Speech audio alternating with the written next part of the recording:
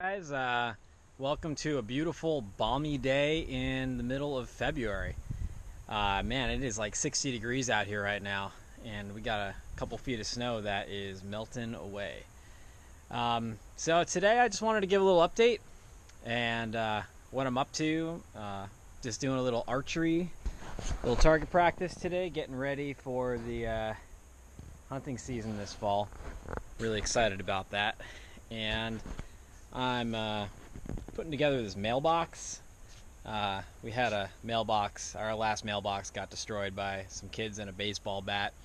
And I put it up there, but I didn't take the time to really secure it, and then the plow came and took it away. So have to replace that today. And been working on the road for that new yard for the business. Put down some, what do they call it? Bank run. It's like 6-inch minus with fines. It's a good base for a road, so we put that down, and I'll show you that as well. So, yeah, let's get on to it. These sweet new Keen boots, they're utility boots, and they're super strong. They got leather and super bomber soles, and they got a steel toe and everything. I don't love the way Keen looks, especially this toe, but they're the only boots that seem to fit me without fail. So since I use them for hiking and work all the time, I figured they have these new utility boots. I was like, wow, it's perfect for me. I used the first pair for a month, and there was a hissing noise in the sole, so I went back to the local store, Kenco up in Kingston, and they took them back, no questions asked, gave me a new pair. Pretty sweet. Yeah, and man, this is great news. I've been thinking about, maybe opening up a little bit more about my life on YouTube. I've been a little closed up about that. I don't know. I like my privacy, I guess, but I don't know. I feel like I kind of want to share some stuff, because there's more to homesteading than just the work that we're doing up here. There's more to our lives than just the work that we're doing on our property. So really exciting. Tina got a freaking job finally. Bam! She has her teaching certificate she got in the city and for elementary education, and she just got, I'm going to start messing with this mailbox while I'm talking to you. She just got so she got her teaching certification from school in the city. What? Kidding me? And it's been about a year. She's been trying to get a job. She's been subbing at different public schools. She got a job at a private school for a little while, but she's got a job at a maternity leave job for 3 months for first grade at a local public school. And that's amazing because these jobs are so hard to come by. She's been interviewing and not having any luck. So and there's a really good chance she's going to be eligible for a position that's opening up in the fall, a tenure position. So, it's like, a lot of our lives up here are all about, work and right now, just trying to get established with work. So that's super exciting. It comes at a great time because we are literally about to start on our tiny house, and we could really use a little extra money. Man, it is so nice to be able to work in the sun outside here today. All winter we got, as you can see, we got nowhere to go. It's like in that camper right there, or it's outside. That's what I've been doing. I've been working outside all winter. Go to the tent. Obviously it's cold in there and it's a mess because all my tools are everywhere. But man, it's like 60, it feels like it's 70 degrees in the sun right now. I think the way I've kind of built things in the past has been really just not the right way, gung-ho, because I'm not a trained architect or anything. I literally just maybe make a quick little sketch on paper and then just start screwing and nailing stuff together. And this tiny house, I really wanted to do it different. I wanted to do it a better way. And so what I'm doing is, Tina and I took the time to really learn SketchUp, for real. And oh my gosh, there are amazing resources online for learning SketchUp. Guys, like, if you're building anything, you should absolutely take the time to go through some tutorials, SketchUp. I specifically used did the SketchUp tutorials that come with that Google puts out, but then I also went and did some tutorials on this guy Michael Benson or something like that. He did some tutorials that were specifically geared towards drawing a tiny house. That's because that's what we're doing now, and they were super helpful. I also used this book, Architectural Standards, I got from my father-in-law, and helped me with some framing stuff, like balloon framing versus platform framing. I honestly did not know. I mean, I know about top plates and stuff from building the Earthship, but I did not know that top plates, were a key component to platform framing versus balloon framing, which doesn't use the same type of top plating for the different floors, creating a platform. So, without rambling too much here, the amazing part about having those drawings is that I'm separating portions of the walls and different components of the entire build onto different layers in SketchUp that I can like appear and disappear individually. And the reason that's really great is because I can isolate these different components, and then I can just like build these components like on the ground or ahead of time, prefabricate them. Oh, did I do this right? Yeah, I did. No, I didn't. Yeah, I did. Okay, that's cool. So I can get them like built in these like manageable components, like portions of walls that like I can literally, or just Tina and I can just put up, raise the walls ourselves, and then just basically raise the whole thing in like a day, hopefully, with a little bit of help. So that is really crucial to our build, the way I'd like to do it now. It's become extremely crucial. So the remnants of the plowing, so I'll give you guys a little tip about plowing while we're looking at this. If you've never done it before, something I did not know before trial and error doing this, is that when you start with thawed ground and you get a lot of snow on a dirt or gravel road, it is pretty hard, especially when you don't have a plow that's got the little feet that prevent the plow blade from going too low and digging into the ground, which I don't on the skid steer. I literally got this sharp blade that if I go a little too low, I'll catch on my rock and just rip up my road.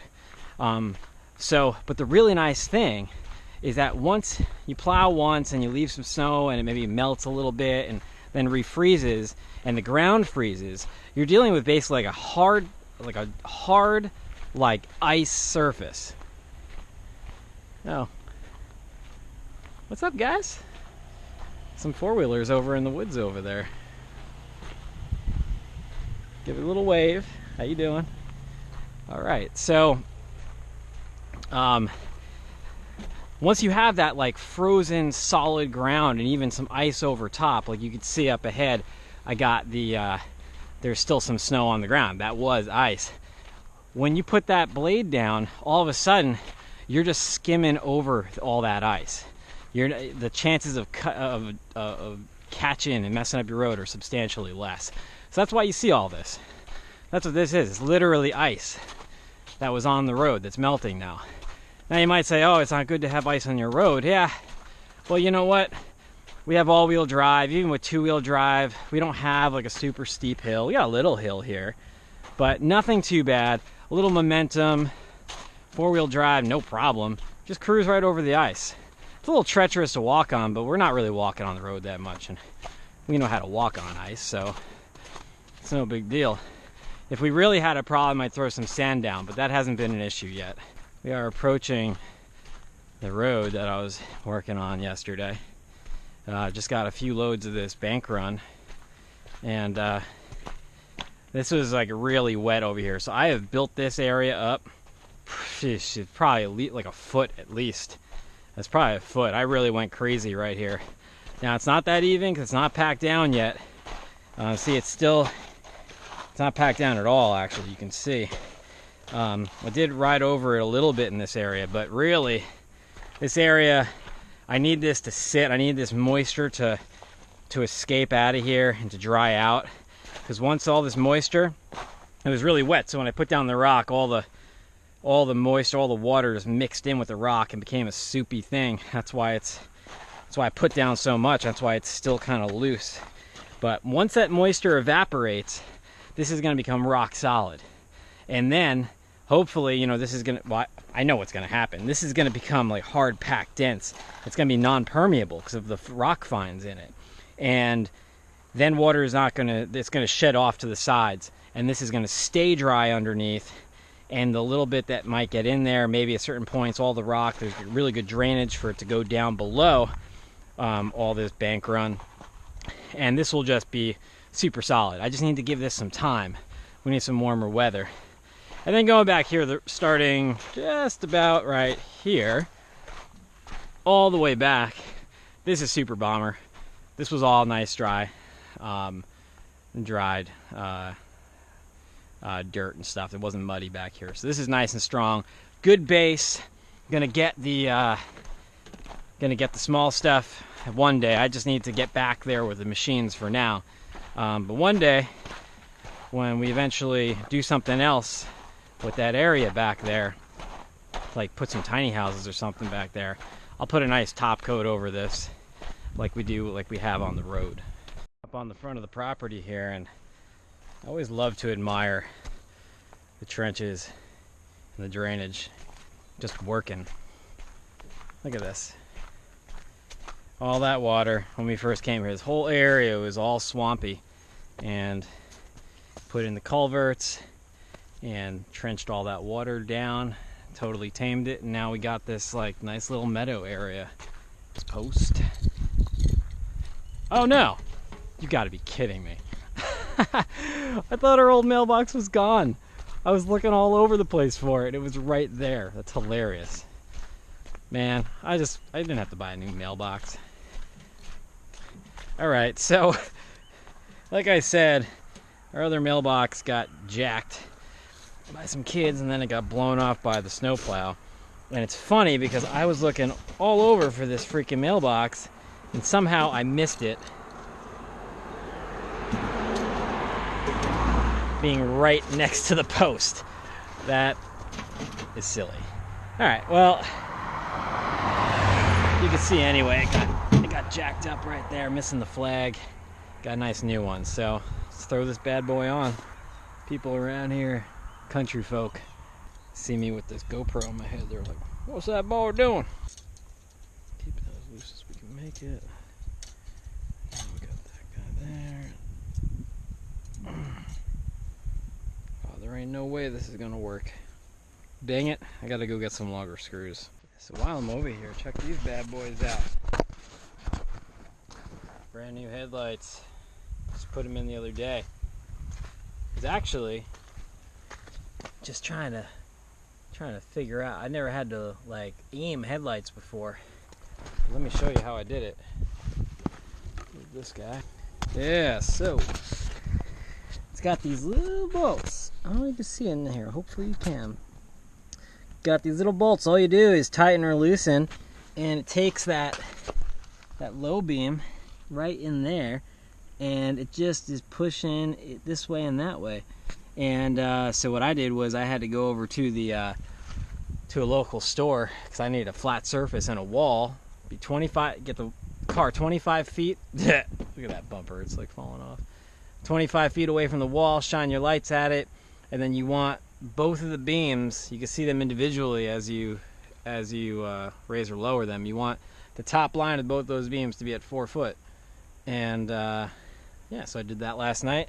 Man, the headlights before this, literally they were like disintegrating. They were all fogged up and it had dirt in there and just kept getting worse and worse. It got to the point where one night I went to go turn on my lights. I was like an hour away. I literally could barely see any light. It was kind of gnarly. Been leaving this thing in here, so all the water from up there drains down to this lower section. It takes a few minutes for that to happen, so I just kind of leave it in there after I fill the water. And then all I gotta do is pull it taut from the tree. It takes a couple seconds and it just drains out. A little update from how I was doing it from the original video. I like to hang the hose up here so we don't got that empty hose like sitting on the ground, or that open hose end sitting on the ground. Did I tell you guys how many times here and in Taos I have run out of the house without a wallet? And you know, that's fine and well if you know your hardware store is right down the street.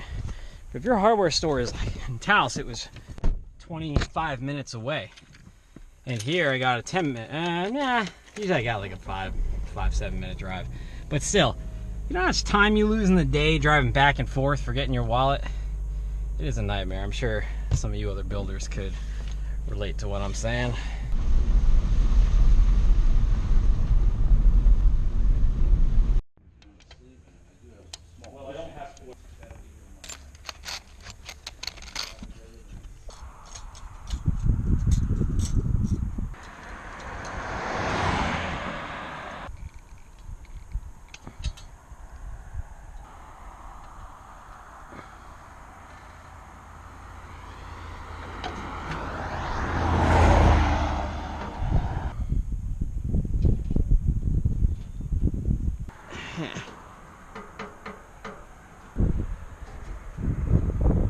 Had to bend this thing to make it work.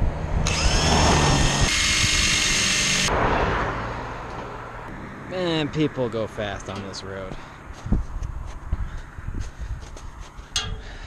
Very happy that we are half a mile away from this stupid road. But we knew that coming in. That's why we did what we did. Okay, this is a done deal.